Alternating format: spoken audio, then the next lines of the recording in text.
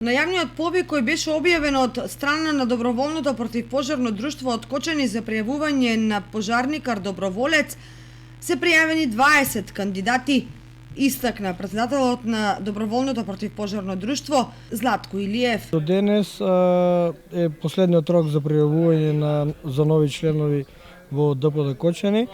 Потоа ќе следат обуки, селекција на истите членови. Имаме пријавено околу 25 члена и од тие 25 члена ќе бидат одберени најдобро рангираните.